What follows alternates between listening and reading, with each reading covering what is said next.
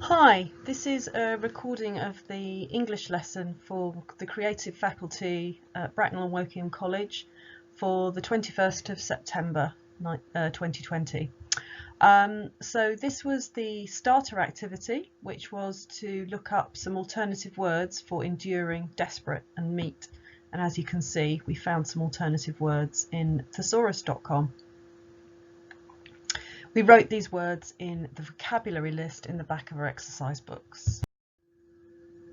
So we're going to carry on with vocabulary today, looking at other aspects of grammar after metaphors and similes, going back to some basics, looking at nouns, verbs, adjectives and adverbs.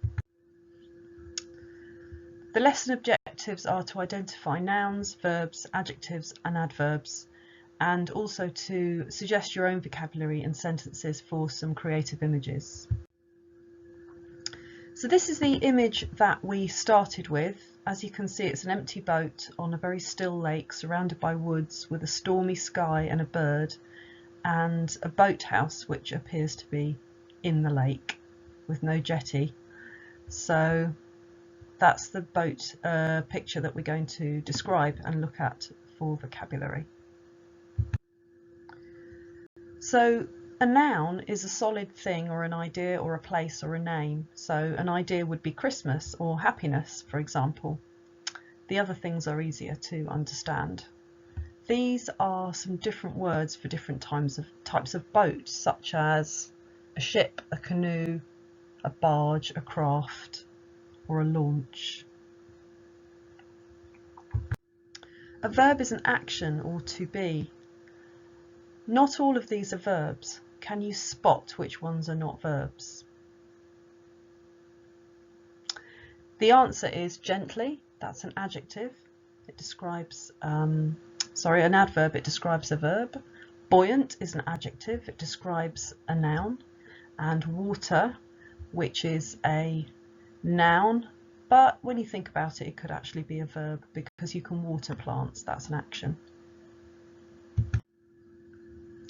An adjective is a describing word for a noun. Here are some which I've developed from the word glassy to describe the lake: glazed, shiny, sleek, lustrous, etc.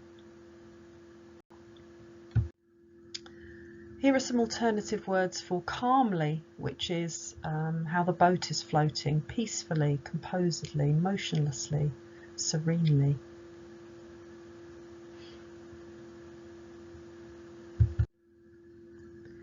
We have some model sentences here, and we labelled the different aspects of the sentences. So, for example, we've labelled the adjective sleek, which describes the noun sailboat. The verb skimmed is described by the adverb smoothly.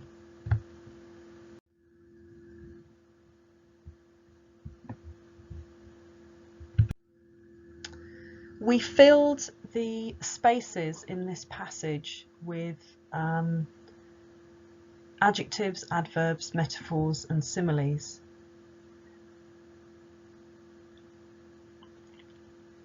So, for example, Billy Weaver had travelled down from London on the rickety afternoon train, and by the time he got to Bath it was about 9 o'clock in the evening, and the rising moon was coming up out of a vengeful red sky over the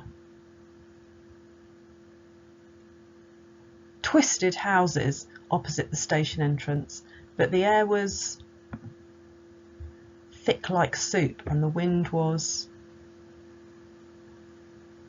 cutting like a knife on his cheeks.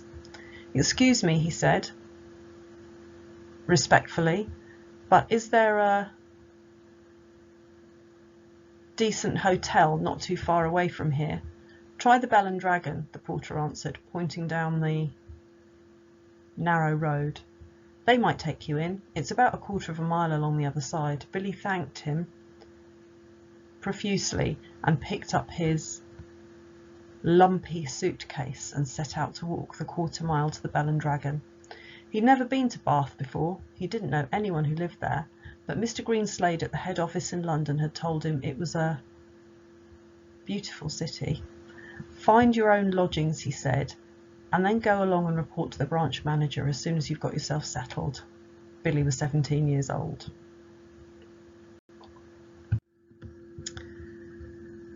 I showed a range of images and people made their own sentences using all of nouns, verbs, adverbs and adjectives, and they tried to add in some metaphors and similes as well, which is what we did last week.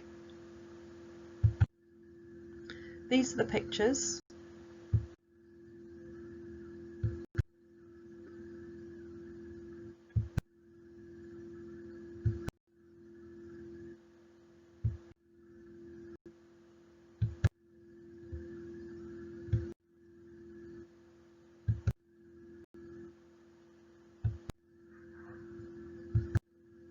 We chose 2 or 3, so you can stop the video, flick back and have a look at the pictures and see what you can make in terms of adjectives, adverbs, nouns, verbs, metaphors and similes to describe the pictures.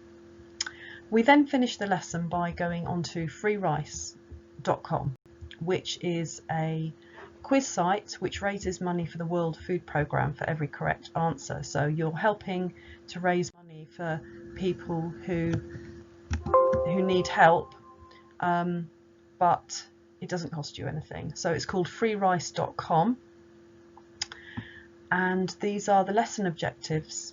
So I instructed everyone to load up the freerice.com app onto their phone so that they can play on FreeRice whenever they get the chance and practice their vocabulary. See you soon.